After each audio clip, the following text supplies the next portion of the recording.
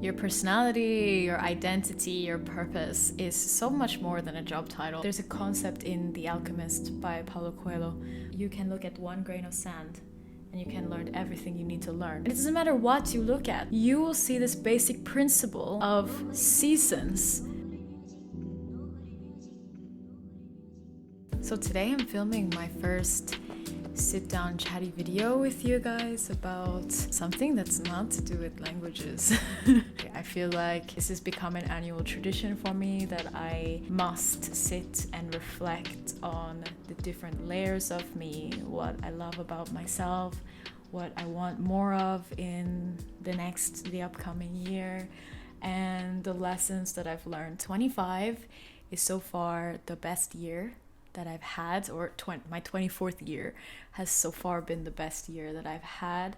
And not because I've necessarily seen more concrete success or because I'm doing the best from a material perspective or from a societal perspective for that matter. But it's been my best year because I've started for the first time to really appreciate myself, to feel happy with myself. There was just so much I was missing, and there was so much that I was struggling with. It felt like I was trying to find a toolkit to help me bypass the actual journey of feeling my emotions and learning to love myself. I've had a lot of sabbaticals, trips to Mecca in the last few years, and I finally feel, as much as all the details may change, the inside core of how I'm living, the way that I'm respecting myself and I'm loving myself is powerful enough to keep me safe and happy from day to day. And I want to share that with you today.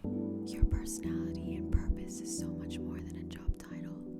First thing I want to share is that your personality, your identity, your purpose is so much more than a job title or something like that, like a path that you're on. It's more than your niche or whatever. And so many people think that they need to find themselves. They need to find and discover who they truly are. And I think that in and of itself has to do with human obsession of boxes. And we are not boxes to be packaged. And I mean, just think about it, the stuff that we can even think about, the labels, the boxes that we have at our disposal now in 2023 would have been so completely different 100 years ago. If you're thinking about it from a natural perspective, we are so much more than what we can contribute in the material, and our purposes are is way more about energy and how we can interact with this world, how we want to interact with this world, how we want to contribute, than it is ever about anything in particular, any detail. It is an energy, it is a feeling, it is an aura, and that can manifest in so many different ways. Like for me, I feel like my purpose is to help people be themselves, is to further the idea of acceptance in whatever way that manifests for people. And I can do that in any setting. I couldn't do that as a teacher. I did that for years as an English teacher. I was always more than an English teacher, and I will always be more than whatever I am in a room, you know? I'll always be more than a friend. I'll always be more than a partner. I'll always be more than a YouTuber. My energy is my purpose, and being true to my energy can be done in so many different ways. I wish more people knew that. Life comes in seasons. The next thing that I learned is that life works in seasons. It's actually a friend who used to say this all the time. Yes, the seasons of life. Yes, the seasons of life. And at first I thought it was really novel, very interesting thing. But then more and more I thought about it, and it made me realize that it's all seasons. And we try so hard, again, to fit into a box or to check off lists, etc. when life is fluid. It's ever changing. All of life is change. Just like time changes with seasons, and even if you're not from a temporal time zone, there's mango season, there's Guinep season, there's rainy season, there's hurricane season. Life is seasonal. You know, there was a time when I felt I had become really depressed to the point where it changed my personality, and I was like, I used to be so extroverted, and now I don't want to see anybody, and I just want to stay inside and read books and drink tea. And I thought that there was something really wrong with that. And I ended up making myself even more sad because I kept feeling like, oh no, something is like critically wrong with me now. But now I just allow myself to go through the phases of life. If I don't feel like talking to someone for 2 weeks, then I don't feel like talking for someone for 2 weeks, and I won't punish myself for going through a season, whether or not that is onset by depression or something bad happening in your life. Bad periods can be healing and supportive times for us as well. I like to think of it like my first period day. I feel terrible on my first period day, like really terrible. I can't walk properly. I'm hunched over. My whole body is kind of like humming with a like slight vibration. I'm feeling lots of pain. I have headaches. My ankles are hurting. Like, you know, you get it. But at the same time, I look forward to that first day because it's the one day of the month when I don't feel required to do anything, and I can kind of turn off my brain and turn off my body and just kind of exist. Just feel my presence in this world, feel this pain, this zing that goes through me. I don't know, you know, and I feel like that is a metaphor for how we should start thinking about these seasons that society deems less than valuable, and that's a healthier way to heal and go through a mental health journey than to condemn our feelings and make things worse. You can learn about life from absolutely anything. I wonder if you ever think about how with religions, a lot of religions have very similar concepts and similar values and ideas, but they are represented in completely different ways with completely different origins that couldn't have possibly influenced each other, or if they did, not by much. And you're wondering, how did it all come to connect? And I think that it's pretty simple, in the sense where astrology happened because we spent hours and days upon days staring at the stars, right? And I think that that's it. Like, there's a concept in The Alchemist by Paulo Coelho where it's like you can look at one grain of sand and you can learn everything you need to learn about life and the universal language. I think that's really true. For example, we're talking about seasons. You can look at the weather and you can see seasons. You can look at a river and you can see seasons. You can look at your hair and you can see seasons.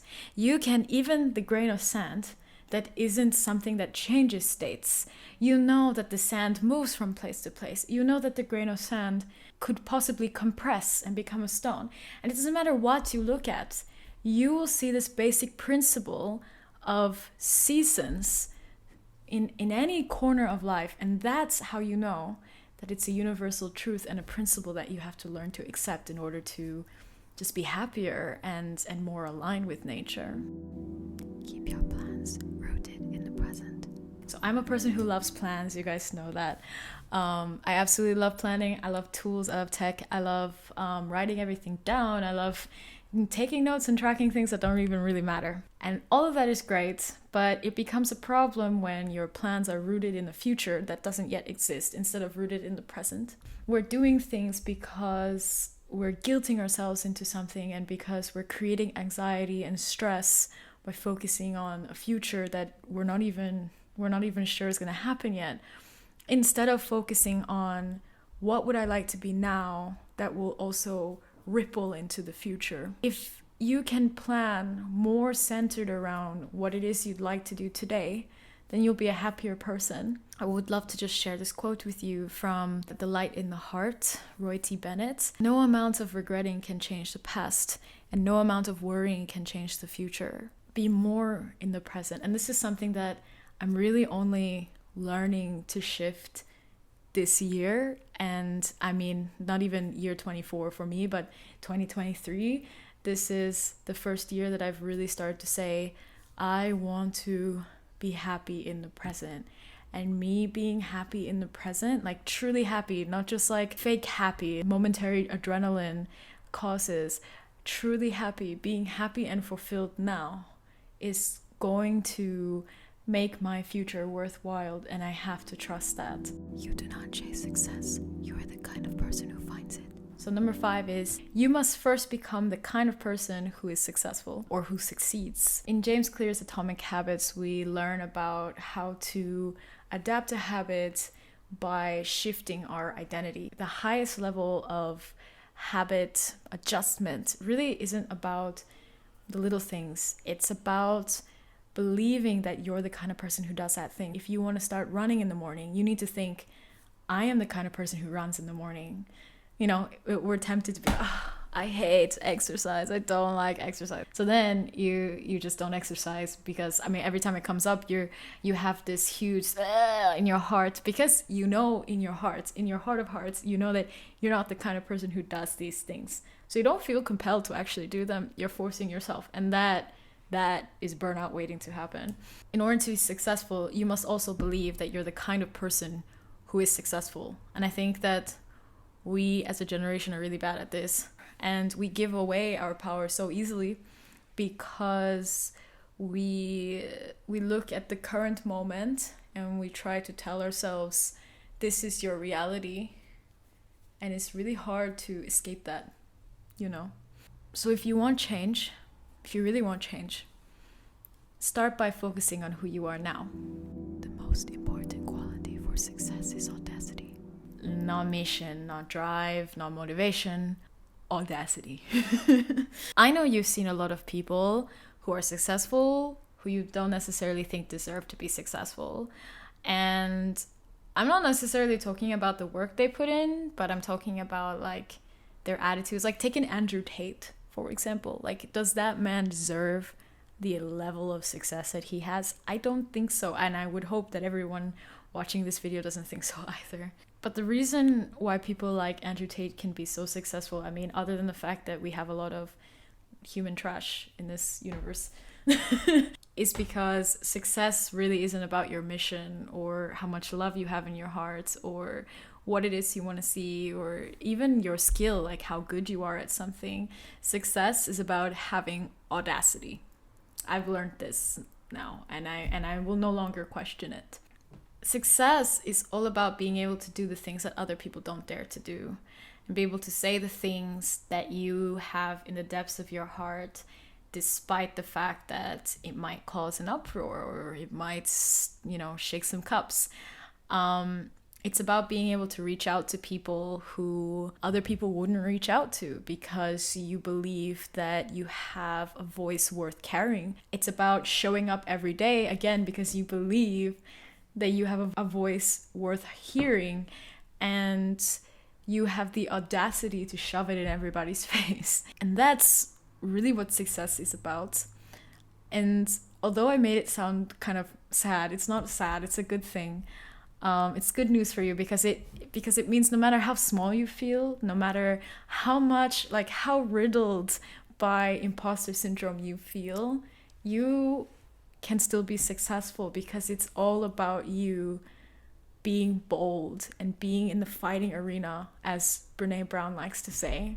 If you can cultivate your audacity, you can cultivate success. And I read a lot about this in the 4-Hour Work Week, which is one of my favorite books. I also have a worksheet called Dreamlining based on this book. If you're interested, it's in the description box below. Tim Ferriss talks a lot about this concept because he says that, imagine, okay, let's say you want to be a YouTuber in a specific niche and there's somebody with 1 million followers.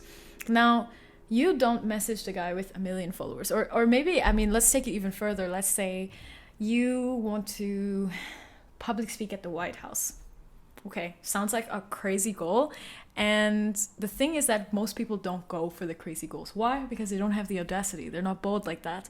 So you always feel like it will be really hard to approach the person all the way at the top. It will be really hard to pitch yourself all the way at the top because you're not there yet. You're not that great yet. But the truth is that everybody is competing for what's here at the bottom, what's here at this stage, right? They're competing for this. So the thing is that there's way more competition down here than there is up here. So if you were to package yourself and spend more time okay, I'm going to keep shooting up here, you're more likely to get results you're more likely to get responses even, and then you will see whatever you're doing skyrocket because you were bold enough to try up here, or to say the things or to do the things that other people are not bold enough to do. And so now that you believe that you're successful from tip 5, you have to start cultivating your audacity to become more successful. Okay, so that's it for the 6 things on how I'm navigating my 20s and my quarter life crisis. I hope you guys enjoyed this video. It was really nice for me to make, and I'm hoping to make this more of this kind of video and practice more of this kind of like just chill talking with you video, and eventually edit less and make it all about the connection that we're having eventually. I'm really inspired by Lynette Atkins and Heinz, and so yeah, I would really like to work on this kind of video. Thanks for stopping by. I hope you guys enjoyed it. You can press the thumbs up or follow down below if you felt a connection with me, and I'd love to see you in the next video. Bye.